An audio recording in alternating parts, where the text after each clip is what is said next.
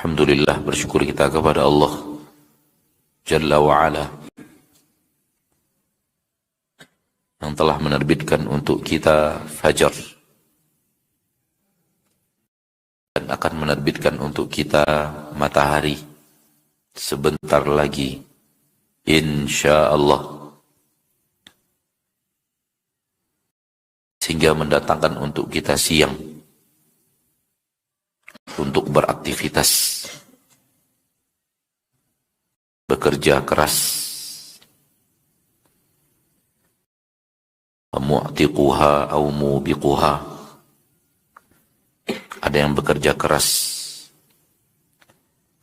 untuk kebaikan akhiratnya.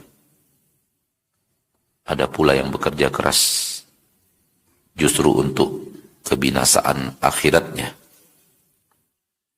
Dan tidak ada yang ketiga. Kullun nasi yaghdu faba'i'un nafsahu famu'tiquha au mubiquha. Salawat dan salam untuk Nabi kita tercinta, Rasul kita yang mulia, imam kita, suri tauladan kita fi kulli hal. Dan hendaklah kita menjadikan beliau suri tauladan tidak hanya di dalam lisan,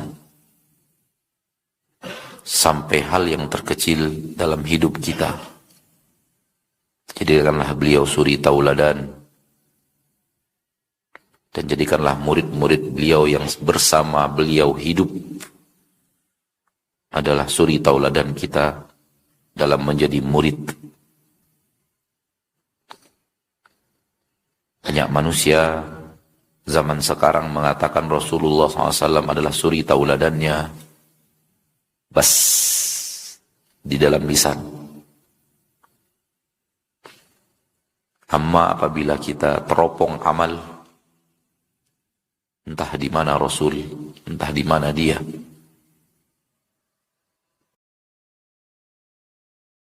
akankah pernyataan menjadikan Rasulullah SAW sebagai suri tauladan bas pada lisan bermanfaat di akhirat?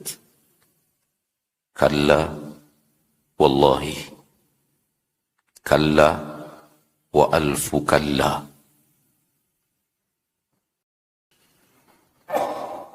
Sampai kita menjadikan Rasulullah SAW suri tauladan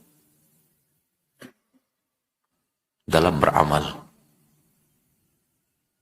mengamalkan seperti yang Rasul ingin kita amalkan.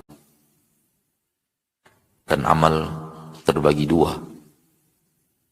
Amal secara zahir, letaknya di anggota tubuh,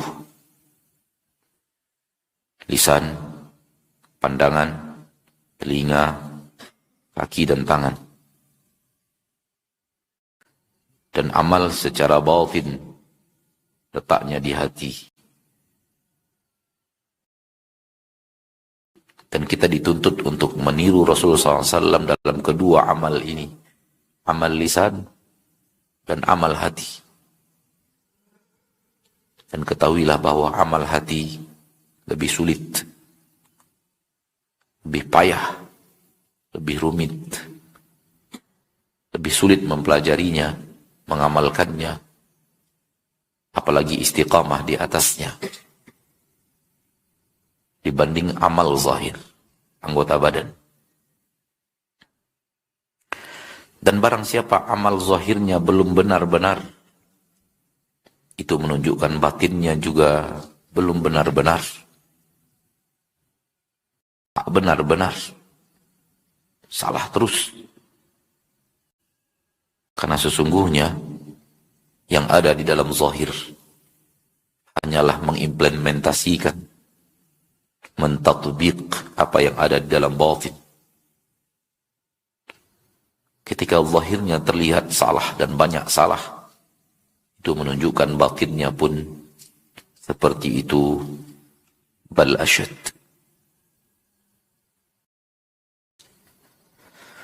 Oleh karena itu, seluruh orang yang bertakwa berusaha memperbaiki amal zahir dan amal batin. Dan perhatian mereka untuk memperbaiki amal batin lebih hebat, lebih kuat, lebih dahsyat dibanding mereka memperbaiki amal zahir. Karena taunya mereka apa itu batin dan apa itu zahir. Ketika orang tidak tahu, cukuplah tidak tahu itu bagi dia adalah musibah. Namun apabila dia tidak tahu dan berlagak tahu, maka musibahnya bertambah.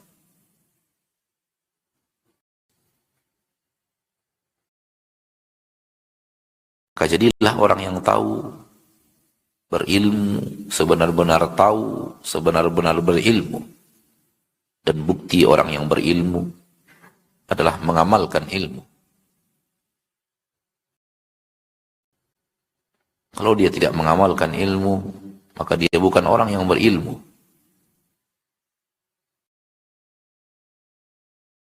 Innama yakhshallaha min ibadihi al-ulama. Al-ulama di sini adalah al-ulama al-amilina bil-ilm. Lal-ulama ghairul amilin bil-ilm. Faghairul amilina bil-ilmi laysu ulama. Innamal ilmu al-khasyah. Orang yang sudah sampai kepada khasyatullah adalah orang-orang yang telah benar amalnya zahiran wa batinah. Kalau tidak benar amalnya zahiran wa batinah, mustahil dia sampai kepada puncaknya ilmu bernama khasyah, takut kepada Allah tabaraka wa ta'ala.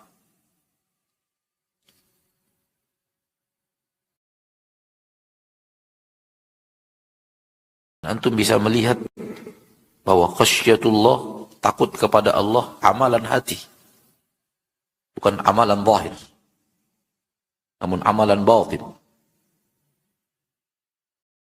Karena amal batin ini akan memimpin amal zahir.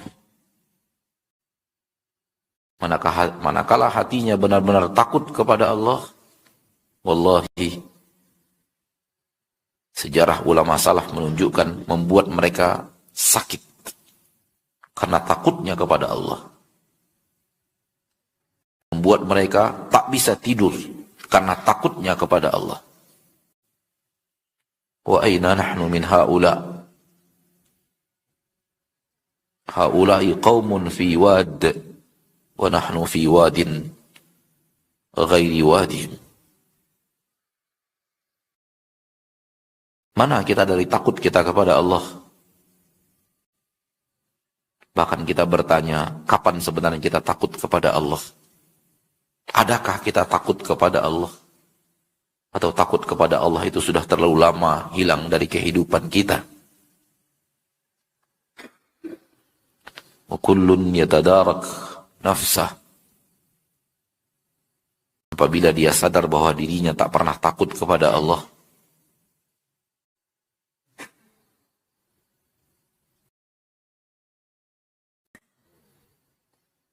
orang yang tidak takut kepada Allah, maka bukan orang yang beragama. Walau hafal Al-Quran, hafal Sahih Bukhari, Sahih Muslim, Kutubus Sittah, dan Masanid,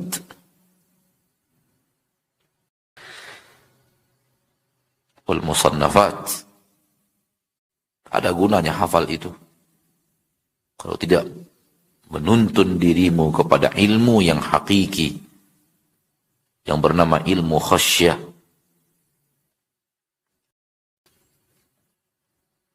Wa amma man ja'aka yas'a wa huwa yakhsha.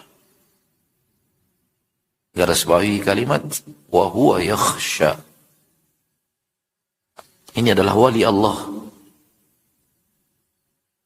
Nah, Allah merekomendasi bahwa dia sudah sampai kepada ilmu yang namanya khasyah.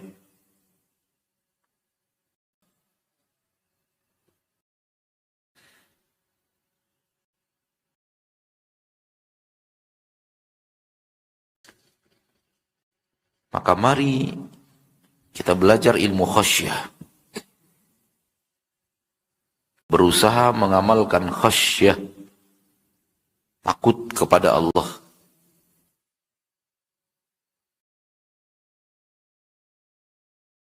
Dan sungguh telah berjalan dalam ilmu takut kepada Allah ini aqwamun madaw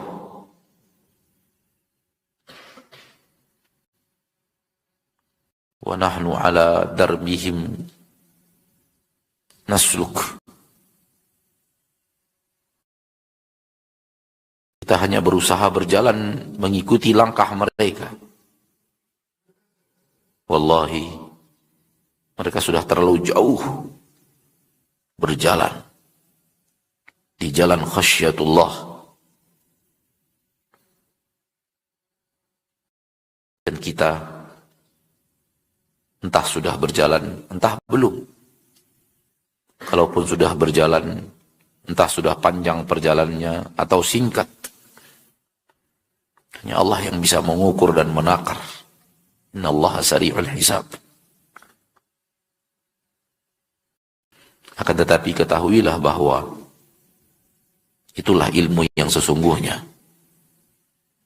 Dan seluruh ilmu yang tidak mengantarkan kepada khasyatullah adalah ilmu yang minimal tidak bermanfaat atau mudarat.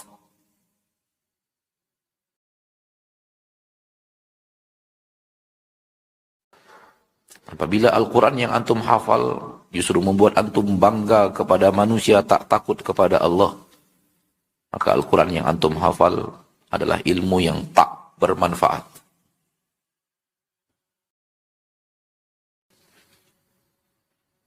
Dan apabila ilmu seseorang dan rumus seseorang mengantarkan dia kepada berani petantang petenteng kepada Allah, berani menantang Allah, berani meremehkan Allah, maka ini adalah ilmu mudarat.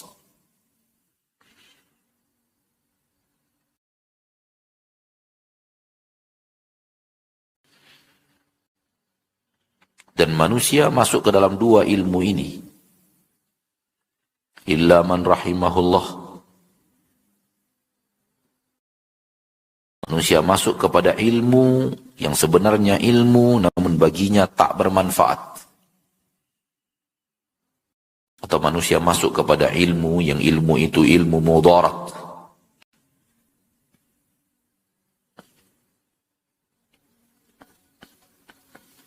Oleh karena itu Rasul berlindung kepada Allah dengan meminta ilmu, namun ilmu yang bermanfaat.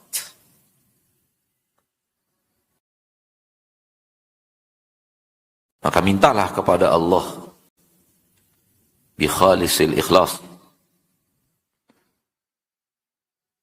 agar Allah memberikan kepada kita,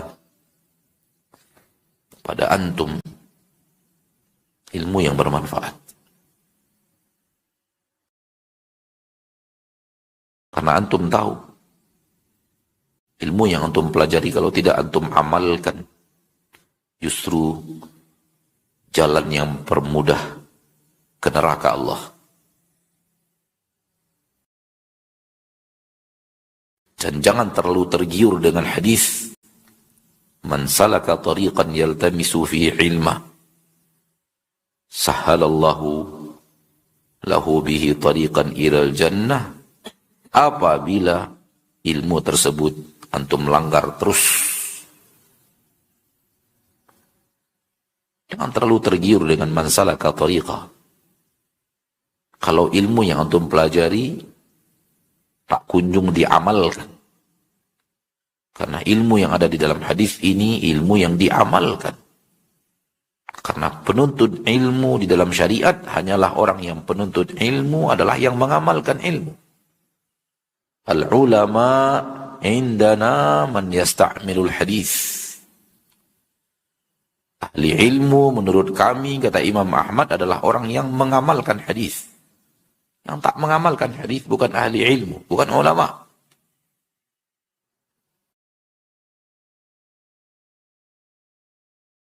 Tapi kalau dia mengamalkan hadis, maka dialah ulama. Maka kalimat ilmu di dalam Al-Quran mamduh idza iqtarana bihi al-amal wa illa famadhmum.